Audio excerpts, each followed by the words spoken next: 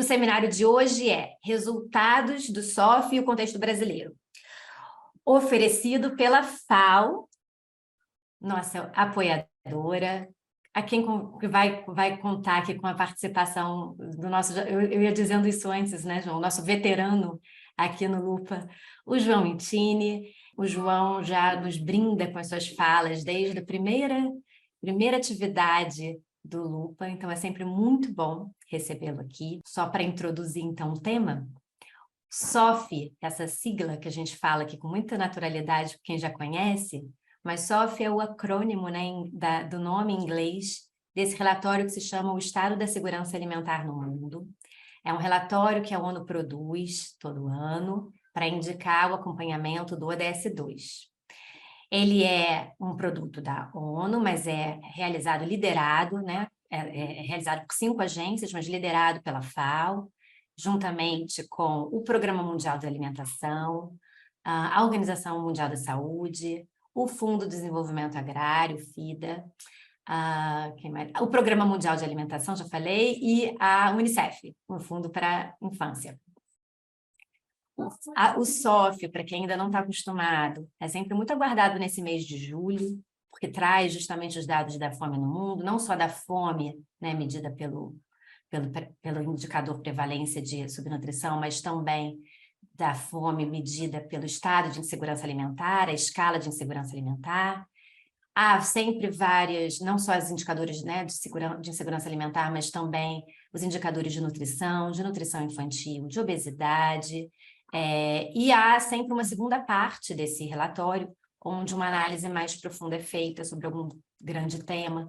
A gente já viu os SOFs falando sobre o custo da alimentação saudável, sobre as causas, os motivadores da insegurança alimentar no mundo. E esse ano, esse segundo caderno, se a gente pode chamar assim, do SOF, é dedicado à urbanização, ao fenômeno da urbanização, o fenômeno dessa relação urbano-rural, o impacto da urbanização na segurança alimentar e justamente o contrário também, o reverso, como que a insegurança e a segurança alimentar impactam na relação urbano-rural.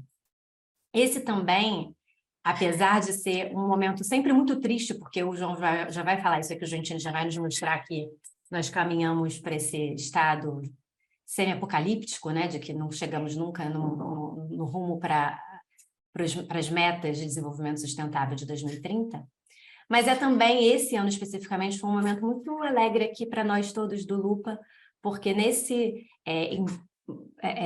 nessa segunda parte de analisar o fenômeno da urbanização e a relação com a insegurança alimentar, também se colocam quais são as soluções, quais são as possibilidades de inovação e aquilo que está gerando impacto no mundo, e dentre elas foi citado o modelo dos laboratórios alimentares, né, dentre os quais está o Lupa, e foi expressamente citado o Lupa nesse relatório como sendo um exemplo de inovação, colocando o Brasil, né, nesse mapa de inovação através do nosso programa Lupa. Então, esse foi um momento de alegria nesse sentido, e que a gente gostaria de compartilhar com todos vocês. Já anunciamos a todos, mas é sempre muito bom lembrar que isso só é possível pela participação e dedicação e confiança de todos vocês que fazem o Lupa acontecer no dia a dia. E eu já vou passar a bola aqui para o João Intini, oficial de Políticas de Sistemas Alimentares da Organização das Nações Unidas para Alimentação e Agricultura, FAO. Sempre um prazer novamente recebê-lo. Muito obrigada. Bom, primeiro agradecer outra vez pelo convite. A FAO e eu nos sentimos muito felizes, muito confortáveis nesse momento com vocês, estar aqui reunidos com as representações de várias cidades brasileiras, com o Comida do Amanhã e com o ICLEI. Nós temos muitas sinergias, muitos interesses comuns, temos trabalhado já há algum tempo em aliança, num desafio cotidiano de sensibilizar ou de convencer, como foi dito aí, tanto pela Elizabeth quanto pela Juliana, convencer as autoridades, convencer também organizações da sociedade civil o quanto é importante abordar o tema da alimentação saudável, dos sistemas alimentares urbanos, enfim, tantos conceitos bonitos, né, que nós já estamos convencidos, mas é preciso mais do que isso, né? Mais do que o convencimento, é preciso comprometimento. E eu não tenho dúvidas que todos vocês que estão aqui, representando os municípios organizados a partir do Lupa, né, têm esse compromisso também, né? Eu farei aqui uma rápida apresentação do SOF, como dizia a Juliana, o SOF é o estado da arte, a fotografia momentânea de como está o estado da alimentação e da segurança alimentar no planeta e também no Brasil, enfim, depois de uma perspectiva global, vem uma perspectiva latino-americana e, em seguida, a perspectiva do país. No caso, eu vou trazer uns números do Brasil aqui para vocês, que eu imagino que já não será uma novidade, dada a repercussão dos números brasileiros durante o lançamento do SOP. Então, vamos lá. Então, agradecendo outra vez, como é bom estar aqui com vocês, já faz tempo, né, Juliana, que a gente participa dos eventos aqui organizados por vocês, o que significa que é uma aliança próspera, uma aliança movida também por interesses de muita fraternidade, de muita colaboração. Existem vários conceitos que esse SOF trouxe de uma maneira muito inovadora, né? Principalmente inovadora no ambiente das Nações Unidas, no ambiente da FAO, que é o tema da urbanização. Eu trouxe aqui alguns poucos, mas existe um grande glossário, né? Existe um grande índice com todos os elementos que foram mencionados no SOF, que eu acho que vale a pena vocês também se apropriarem dele. O SOF ainda não foi traduzido ao espanhol, mas a versão resumida do SOF já está em espanhol, e logo, eu sei, a FAO Brasil fará a publicação do documento em português, né? Mas no espanhol, ao menos o resumo do SOF já está. E eu queria trabalhar um pouco com vocês essa perspectiva da urbanização e desse contínuo rural-urbano, porque realmente não podemos mais alimentar ou conceber a ideia do rural atrasado, do rural arcaico, de um rural brasileiro que está associado ou que tentam associá-lo às raízes do patriarcado, do colonialismo. Isso não pode continuar existindo e nós temos que considerar que o contínuo urbano e rural, sim, é parte de um todo, com características diferentes, com realidades diferentes, mas são partes do mesmo território. O que se faz na cidade, o que se faz no campo, sim, influenciam, impactam um ao outro. E esse processo, né, de um contínuo rural-urbano é que nos permite desenhar políticas públicas que considerem os efeitos e o impacto do que ocorre em uma parte e outra parte do território como um território unido, um território contínuo. Então, essa é uma primeira, digamos, luz que nós queremos colocar nessa discussão. E a segunda, que diz respeito à urbanização como processo, né, de desenvolvimento, organizado ou não, né, mas como tendência global, o que é o fenômeno da urbanização, que é muito importante que vocês, gestores públicos, né, tomem em consideração. Esse não é um processo que está parado, isso não é uma fotografia do passado, ao contrário, a previsão de urbanização para a América Latina e no Caribe é de um crescimento contínuo da população vivendo nas cidades. A nível regional, a gente percebe aqui assim, as previsões de um crescimento que, inclusive, poderemos ter a América Latina e o Caribe como o continente mais urbanizado de todos, né?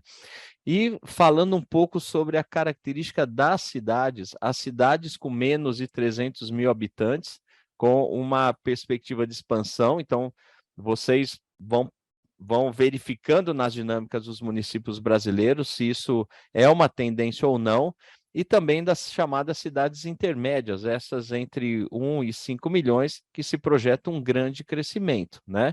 Não é o mesmo ritmo em outros estratos de cidades, mas também há uma tendência de crescimento enorme nas grandes metrópoles, né?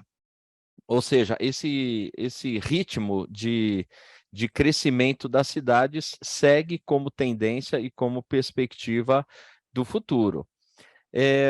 Passando um pouco aqui sobre essa ideia dessa urbanização e como esse contínuo urbano-rural poderia ser explicado para nós, né, que trabalhamos no tema do sistema alimentar e também no tema da alimentação, desculpa, não tenho essa apresentação traduzida ao português, né, ainda não foi traduzido, mas a síntese seria o seguinte, né, o acesso e a disponibilidade de alimentos saudáveis neste grande território urbano contínuo, ele é resultado da incidência de vários fenômenos, né?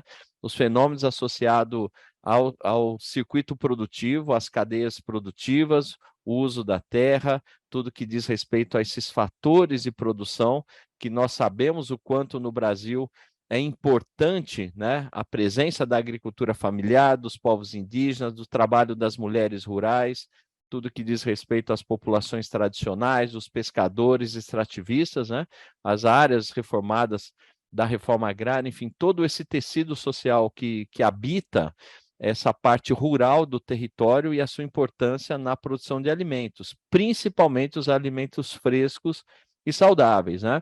O segundo ambiente que tem, digamos, que faz a conexão, talvez esses são, como a gente costuma dizer aí, os elos da cadeia, né? São os mercados, o comércio, né? Tudo que está associado a essa dinâmica do transporte, do armazenamento. É dramático essa situação a nível de Brasil e a nível global. Tem muita relação com as perdas de alimentos nessas etapas da cadeia, né? Aí se perde bastante do que é produzido no campo e a perda do alimento significa jogar fora o trabalho humano, o crédito rural, a água que foi utilizada, os insumos utilizados. Então, é uma perda generalizada, mais do que jogar o pepino ou a melancia ou a verdura fora, nós estamos jogando tudo fora. E o terceiro bloco, né, desses fenômenos diz respeito aos nossos comportamentos, diz respeito ao consumo, diz respeito ao nosso ambiente, o entorno alimentário, que nos empurra cada vez mais a uma má alimentação. E essa má alimentação muito associada à desigualdade econômica e social. Quanto mais pobre, quanto mais desigual a nossa sociedade, maior o consumo de alimentos ultraprocessados e baratos por parte da população mais vulnerável. As pessoas com maiores ingressos têm condições de manter a sua capacidade de aquisição de alimentos melhores, porém, quanto mais pobre e desigual, né, é uma sociedade, mais atraído ou mais capturado, podemos dizer assim, essas pessoas são pelos alimentos de pior qualidade. Bom, falando um pouco aqui já sobre o nosso SOF, né? Essa fotografia global, falando um pouco aqui do mundo, né? Para a gente ter ideia, o Brasil, como um país continente, né? Com uma grande população. Eu vou chegar nos números do Brasil, mas vamos começar falando um pouco aqui do planeta, né? Existe, de fato, uma leve redução nos números da prevalência, né, da insegurança alimentar a nível global, né? Falamos aí que, nesse momento, 9,2% da população, ou 735 milhões de pessoas, né, passam fome. E, se falarmos da insegurança alimentar, vamos para 3 bilhões de pessoas. Ou seja, é absolutamente inquestionável o desequilíbrio dos nossos sistemas alimentares e ainda mais inquestionável a desigualdade social e econômica no planeta. Quase 4 bilhões de pessoas, portanto, ou não comem ou se alimentam mal, o que significa que metade da população do planeta não tem o acesso e a disponibilidade de alimentos como deveria. Tem tudo a ver com o que a Elizabeth falou, né? O nosso mundo, né? O sul global é muito pouco visibilizado pelo norte, né? O norte concentrador, o norte mais rico, o norte mais desenvolvido, e essa desigualdade está expressa nessa série histórica. A gente vê a partir de 2018, 19, uma subida, né, nesses indicadores, e a pandemia empurrou tudo isso ladeira abaixo, né? E agora uma pequena recuperação, mas continuamos com números bastante por em cima dos patamares anteriores da pandemia, ou seja, nós voltamos atrás, né? Falando um pouco da América Latina e do Caribe, e aí a gente pode reparar aqui que nos dados da América Latina e do Caribe, aproximadamente 6,5% da população passa fome, né? Isso equivale a mais ou menos 43 milhões de pessoas.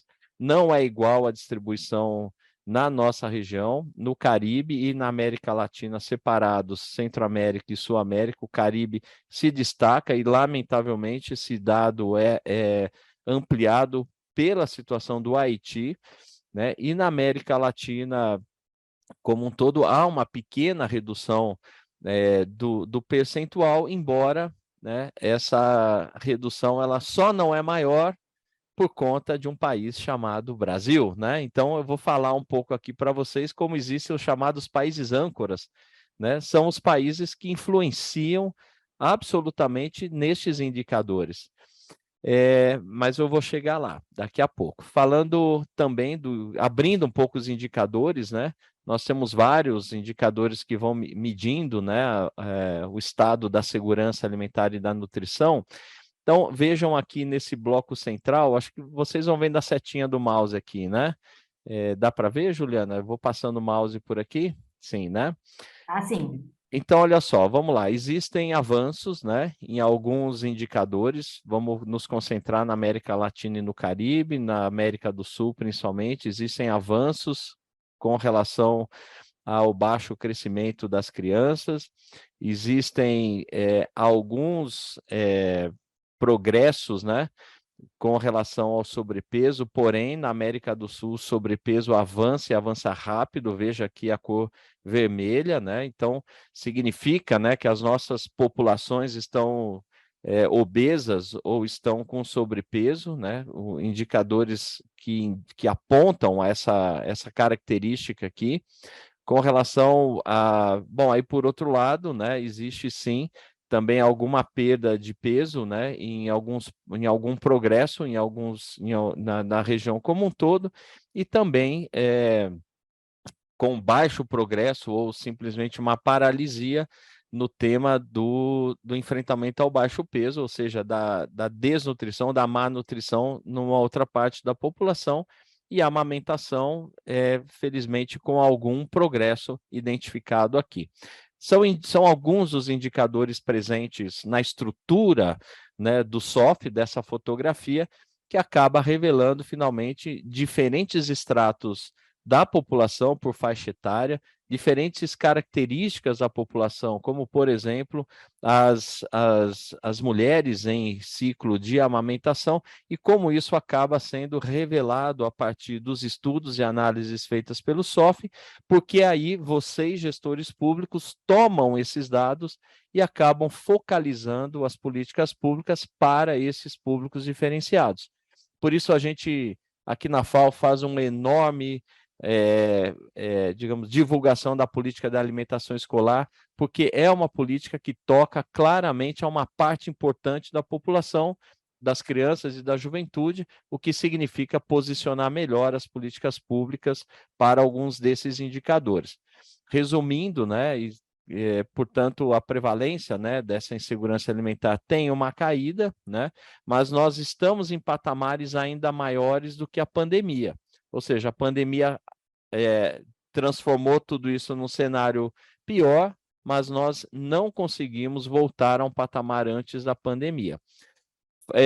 Bom, um outro aspecto importante é o custo da dieta, né? Não dá para imaginar, né, que na América do Sul, principalmente, países grandes exportadores, produtores e exportadores como o Brasil, a Argentina, o Chile, né, tem o custo da dieta mais caro. 22% da população da nossa região, ou 133 milhões de pessoas, não tem acesso a uma alimentação saudável. Portanto, o custo dessa dieta saudável, o custo dos alimentos, continuará sendo um grande tema. E aí, falando um pouco do Brasil, né? Por que é um país âncora, né? Fazendo aqui uma rápida comparação, quando o Brasil anuncia um programa de transferência de renda, como é o Bolsa Família e o Bolsa Família nos patamares atuais, os dados de pobreza na região caem. né? Como um todo, a América Latina cai porque o país que tem um peso, que tem uma âncora importante na análise estatística, traz o dado para baixo, né? Por outro lado, quando a gente fala dos dados da fome e da insegurança alimentar, é o Brasil que leva o resultado regional para o patamar pior, né? 32% da alimentação da população brasileira sofre de insegurança alimentar moderada ou grave. 1/3 dos brasileiros não se alimenta adequadamente, né? E é um salto gigantesco, né, entre os estudos anteriores para esse estudo, o que significa que estamos voltando atrás. Significa que se acelerou brutalmente no Brasil, né, a má condição nutricional e de segurança alimentar da população, sendo o Brasil hoje o país que mais influencia negativamente nos dados do SOF para a América Latina e, consequentemente, para toda a região da América Latina e do Caribe. Há um aumento, né, de todos esses indicadores. Falamos aí que aproximadamente 70 milhões de brasileiros têm uma insegurança alimentar e outros tantos milhões de brasileiros passam fome. Agregando esses valores, nós vamos chegando próximo à metade da população brasileira que não se alimenta adequadamente.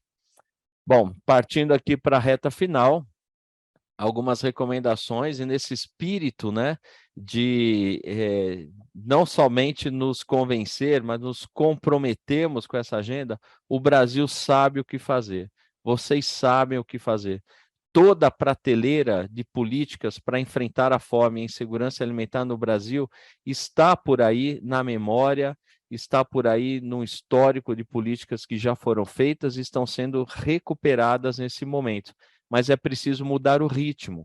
Se anteriormente o Brasil levou alguns anos para sair do mapa da fome, a velocidade agora tem que ser outra. Por isso, enfrentar os indicadores é o que nós, da FAO, estamos conversando com instituições como o Lupa, com o Comida do Amanhã, com o ICLEI e também com o governo e com outras organizações, porque é hora de atacar o indicador de maneira certeira.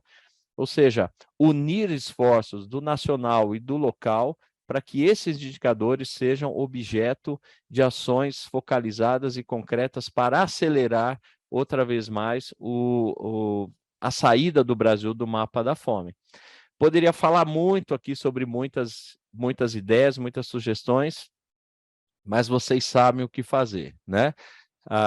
Mencionando rapidamente a agricultura urbana e periurbana, as cozinhas comunitárias, restaurantes populares, trabalhar fortemente para enfrentar a perda e desperdício de alimentos, organizando os bancos de alimentos, organizando as doações, organizando e revitalizando as centrais de abastecimento. Alguns municípios aqui têm uma SEASA, essas SEASAs necessitam de um grande programa de modernização e de uma reposicionar essas centrais de abastecimento no contexto dos sistemas alimentares locais e territoriais. Toda medida que facilite o acesso a alimentos frescos e saudáveis é necessária, seja pelas feiras livres, ou seja por qualquer outra organização, diretamente dos agricultores para os consumidores, facilitando o espaço público, que seja um espaço aberto, né? Tanto para os provedores, a agricultura familiar, ou agricultura periurbana, né, para os consumidores, porque o espaço público hoje é cada vez mais dominado, seja pela comida rápida, seja pela essa comida de má qualidade, que gera esse entorno alimentar, o que induz as pessoas a comerem de maneira nada saudável e a preço baixo, essa comida rápida. Então, o espaço público é fundamental, democratizar o acesso a todos e todas para que encontrem alimentos frescos e saudáveis dentro do seu espaço urbano, né? Então, já falei da agricultura familiar, as cooperativas, os pequenos negócios, né, agroalimentares, tudo que diz respeito às compras públicas e alimentação escolar. O Brasil é líder nessa política, inspirou mais de 15 países latino-americanos nos programas de alimentação escolar e outras políticas mais também de segurança alimentar e nutricional a nível das cidades, né? Portanto, eu termino aqui com esse tema da proteção social, como o Bolsa Família, né, aí no caso do Brasil, pode começar e ampliar a aderência, né, da proteção social, da transferência de renda a políticas de alimentação e abastecimento alimentar. Termino aqui fazendo outra vez mais, parabenizando ao Lupa, parabenizando a todos vocês, parabenizando a Comida do Amanhã. Vocês estão mencionados, como disse a Juliana, no documento do SOF, né? Aí está registrado o Lupa como uma experiência inspiradora, uma experiência que a nível global, sim, necessita ser conhecida, pode ser divulgada e pode ser inspiradora para outras partes do mundo. Termino por aqui, Juliana, muito obrigado a todos vocês pela atenção, pelo carinho, e temos muito o que fazer, né? Essa acho que é a nossa grande tarefa aqui. Sabemos os caminhos, nossos aliados estão aqui reunidos, mas nós precisamos mudar as estratégias, enfrentar esse contexto de um país que modifica de forma bastante negativa os indicadores latino-americanos em segurança alimentar e de fome, é um compromisso de cada um de nós. Todas as autoridades, sejam municipais, estaduais ou nacionais, precisam se comprometer com essa redução rápida e expressiva da fome no Brasil e da insegurança alimentar. O Brasil, como um país referente no mundo, ter esses resultados do SOF significa que nós caminhamos e rapidamente para o passado. E como um país que inspira outros tantos, esse paradoxo precisa ser eliminado rapidamente, nada mais do que nos fortalecermos nas nossas alianças para enfrentar esse cenário dramático no Brasil. Muito obrigado a todos vocês.